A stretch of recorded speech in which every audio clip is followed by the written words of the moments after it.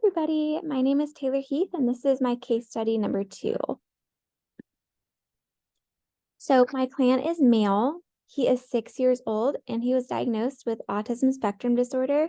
He was a level 2.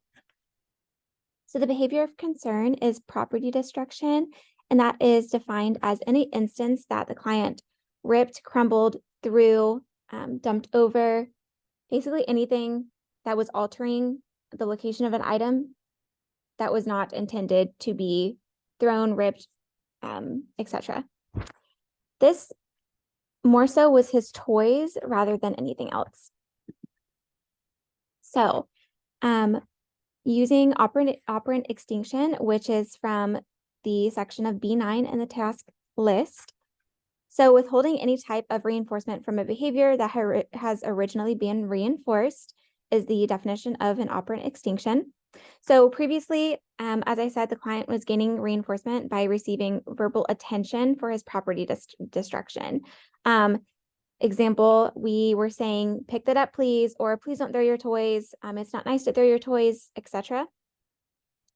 So operant extinction was put into place and utilized. No attention was given if the behavior occurred at all. We didn't look at him. We didn't say anything. If anything, I kind of caught myself in the beginning, almost turning myself away from him, which I did stop because I wasn't, unless I was completely facing him, I did end up stopping that because I feel like that almost was also giving attention because he saw that I turned myself. So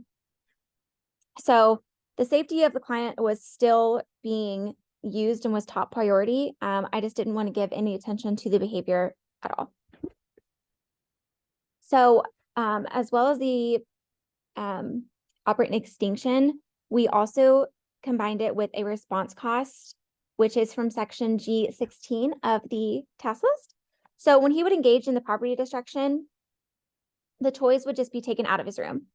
I didn't say anything. I didn't look at him when we were doing so or any of the other therapists at all. And then once he was not throwing his toys and he appeared to have been calmed down, and we did not think that he was going to continue throwing the toys were to be placed back into his room. And if he was playing with them appropriately, we would let the toys stay in there and he could continue playing with them. However, if he continued to engage in the property destruction, those toys were taken out immediately again.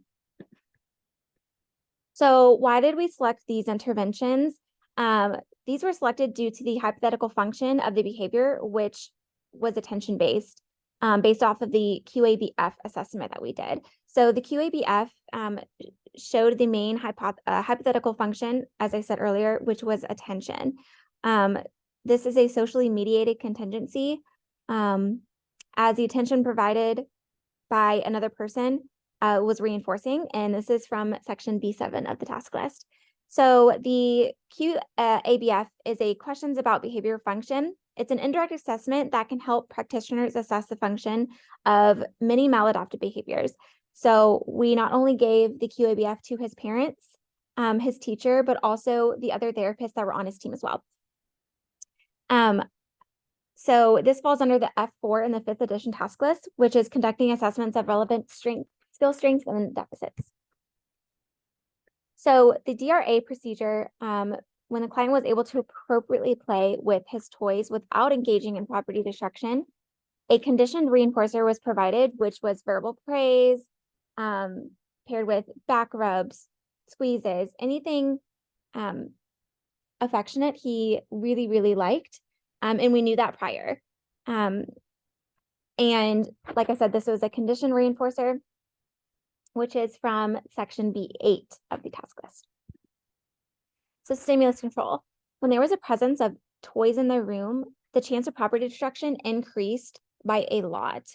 Of course, other things had to have been going on prior, but 9 times out of 10, if there was toys in his room, property destruction was happening. So the reason response cost was paired, this was the reason response cost was paired with operant extinction, because we wanted to be able to remove the toys in order for the property destruction to stop. And this falls under B10 of the task list. And that is my PowerPoint. Thank you guys so much for listening and watching.